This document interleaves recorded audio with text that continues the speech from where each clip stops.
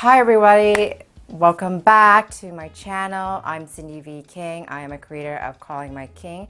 I help transform women create lasting love through Vedic astrology, transactional analysis, and neuroscience. And I'd like you to welcome to my channel. If you have been my subscriber, thank you for joining me today. And we have a special topic. We're going to be talking about pushing and what really motivates people to take action. And the reason why I wanted to make a video like this is because not a lot of people know what really motivates us, but except for certain trauma situation. But I'm going to break it down through transactional analysis and Eric Berne's work, and that's what I'm going to be talking about. So there's actually 5 ways that people really get motivated and get pushed into an action. And if you are dating with somebody, and maybe this is the 5 things that you guys can have a conversation with, because it's really frustrating if your partner is feeling stuck or doesn't know where their whys are and not knowing their purpose. And this is the reason why I'm doing what I do. I love what I'm doing. So let's continue on. And where I am right now is really hot, so just bear with me as I kind of get through this video. And okay, so the first one is talk about stimulate hunger. So stimulate hunger is, what is really stimulate hunger? When we use our 5 senses, and we're going to be rushed into doing things like adrenaline, so it could cause to into an action mode. So, for example, we could be very excited for a book or a concert, going to these events. Or we could be excited to be seeing someone, so that could be adrenaline. And yes, our neural system is going to be really heightened when you're going to either see somebody that you're attracted to, or somebody you are going to see. And that could be going on a first date. That really pushes you to go into the action mode. And if you ever been in that situation, maybe let me know if you got nervous going on a date and you experience stimulate hunger. Number 2 is going to be recognizing hunger. So what is recognizing hunger? So recognizing hunger has to do with our identity. So we want to be known for ourselves, our self-esteem, and we want to know that we belong to someone or society or a group. That would be a motivation. So we're going to take action because we want to belong to a certain group. It could be a surfing club, you could join a meetup group. Maybe if you're a bookworm like myself, you could be joining places like that as well. And those are ways that we kind of motivate ourselves to go into joining a group or a fitness class, or really joining on a dating app, where all the singles are. So if somebody opens a door, we want to recognize that. We want to say things like thank you. So acknowledging somebody for doing kindness, that's another form of stroke as well. So those are the social norms that you can actually see in our society, and that kind of becomes a culture. I like number 3 here, and it's about contact hunger.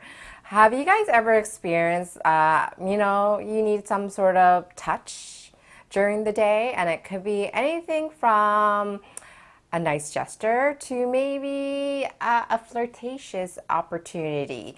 So what I mean by that is when we're hungry for contact, we could come off as flirting as well. It could be opposite gender, or meeting a customer or a client. Any of that experience, those are contact hunger, and you're just craving for people contact. And that's just through touching. If you guys realize that if you join a sport team, there's a lot of contact that actually happens. That could be either from your instructor to maybe contacting another human being. It's just something that you are wanting to get touched. And it could be a handshake to a hug, to kisses. Those are things that are culturally is normal. I made a video about I did a research about how important to be touched as an infant. If that doesn't happen through their development, there could be complication through their childhood as well through adults. I made a video about this. If you guys are interested, you can watch it afterwards. I'll link the video at the end of this video.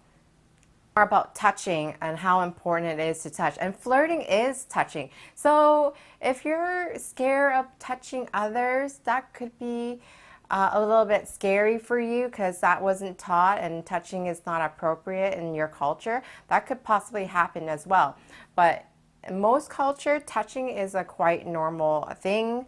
But what I'm wanting to say is if you are striving for touch, and it could be a handshake, it could be a hug, and if that's something you crave and need for, it's okay to ask somebody to do it for you. And you know what? And it's okay to go get yourself a massage once in a while too. So that can motivate you to go out there to meet people. So I really hope this is actually one of motivation on the list that you're going to touch base on, and self-aware as well. Okay, so he also brought up what you call sexual hunger. Yes, that's a real thing. Sexual hunger. So because we're an adult and there's a certain age, we want to body explore, and sexual hunger is actually important because it's part of evolution as well. They were saying that men are more prone to have a sexual high drive, but that's not the case anymore. We found that women who are in their 30s have a high sex drive, and when men start to have high sex drive, maybe starting in their 17s, that's when they have a high sex drive. But now we are learning through science and technology, we have learned that women have the evolution of sexual desire as well. So it's not only men today's society, it's also women as well. Sexual hunger is a real thing, yes. If you guys ever heard story about one night stands and not knowing somebody and jumping into the bed and you had an animal experience, sexual hunger is an animal experience. Sexual hunger really comes down to about passion and love. And a sense of belonging. That's what we really want to do at the end of the day. We seek romance for a reason, and this is the reason why you probably have clicked on my videos. And thank you so much if you are subscribed. Don't forget, links down, hit the subscribe button. At the end of the day, we really enjoy passion, right? So that's what we crave for, passion, love. So let's talk about time structure. Have you ever feel like time is a restraint in your life? So yeah, it's a real thing. Time is a restraint, and people do take action because they feel like they are running out of time. And yeah, if you feel like you've been single for a while, or you saw somebody that is really cute and you have to make that connection, or the lost opportunity, once they have left the door, that's it. You might never see them again until you either get their phone number. So it's really important here. Time structure really motivates people to make that happen. But sometimes our wonderful calendars tell us like, it's time to go, or we need to be somewhere, or the alarm clock wakes us up. So that would be one motivation that really drives us here. So the final one I want to talk about is, have you ever watched the news and noticed there's some sort of traumatic situation that's happening in the world and it's caused you to take action?